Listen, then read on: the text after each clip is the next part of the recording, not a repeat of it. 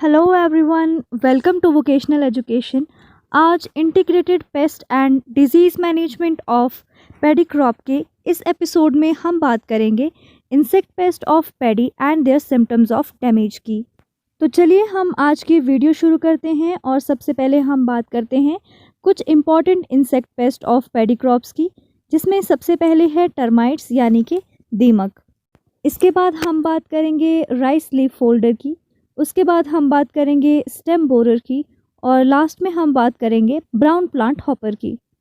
तो चलिए हम सबसे पहले जानते हैं हमारे फर्स्ट इंसेक्ट के बारे में, जो है टर्माइट, जिसे हम हिंदी में दीमक बोलते हैं।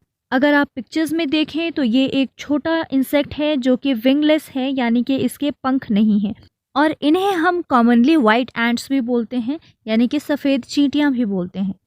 अगर हम बात करें टर्माइट्स के अटैक की, उसके डैमेज की, तो जो टर्माइट्स होते हैं वो प्लांट की स्टेम और उनकी जड़ों को खाकर जो है सुखा देते हैं, ड्राई आउट कर देते हैं, और इससे प्लांट जो है इजीली अपरूट हो जाता है, उखड़ सकता है।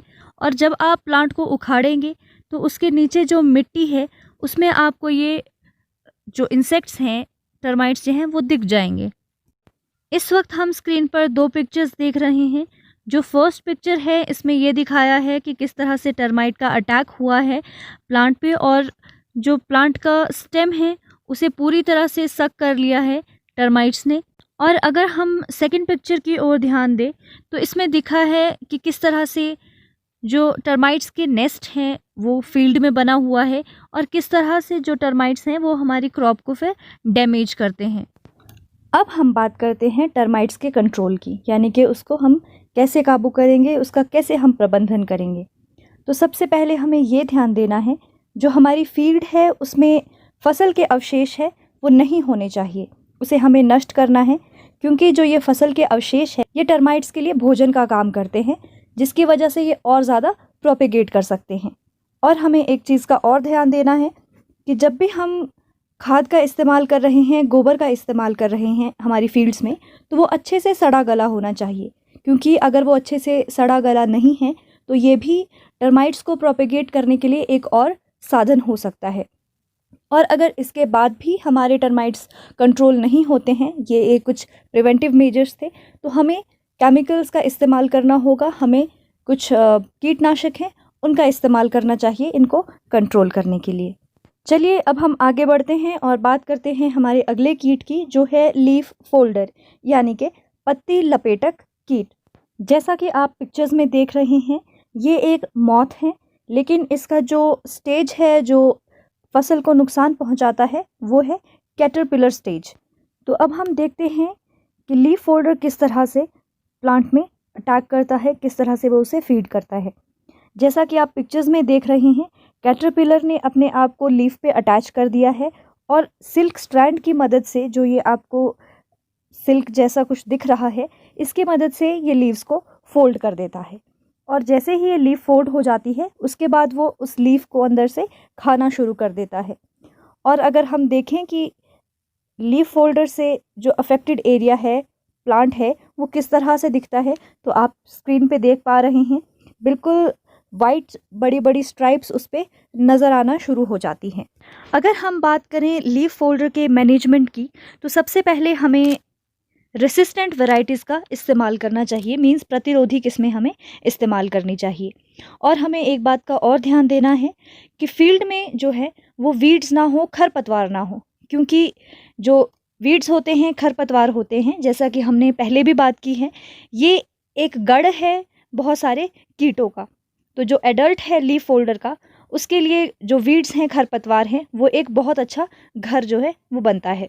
और हमें हमेशा हमारी फील्ड में बैलेंस्ड फर्टिलाइज़र्स का इस्तेमाल करना चाहिए, क्योंकि अगर हम ज़्यादा उर्वरक इस्तेमाल करते हैं, ज़्यादा यूरिया का इस्तेमाल करते हैं, तो इससे वीड्स बहुत ज़्यादा उग आते हैं, जो अगेन हमारे लिए प्रॉब्लमेटिक हो सकता है, और जो लीफ फोल्डर्स हैं वो जो है बढ़ सकते हैं हमारी फील्ड में। इसके अलावा हमें इसे कंट्रोल करने के लिए केमिकल्स का इस्तेमाल करना है, कीटनाशक का इस्तेमाल करना है, जिससे हम इस कीट को जो है कंट्रोल कर सकते हैं।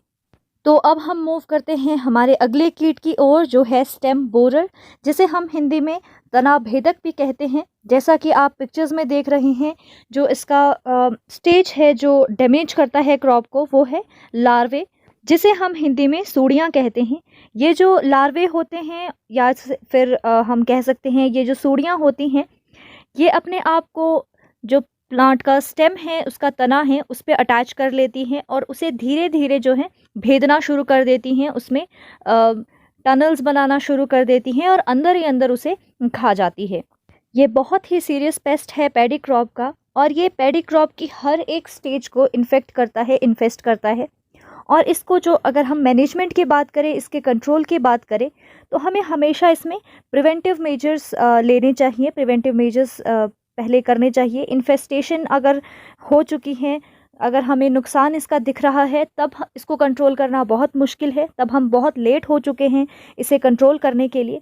तो हमें जो भी इसको कंट्रोल करने के मेजर्स हैं, वो इसके आक्रमण से पहले ही करने चाहिए, जिसके लिए हम सबसे पहले कर सकते हैं कि जो हमें प्रत्यारोपण जो हम करते हैं, वो हमें जल्दी करना चाहिए, क्योंकि अगर हम प्रत्यारोपण वाले स्टेज में लेट हो जाते हैं तो इसके इन्फेस्टेशन के चांसेस जो है बहुत ज़्यादा बढ़ जाते हैं।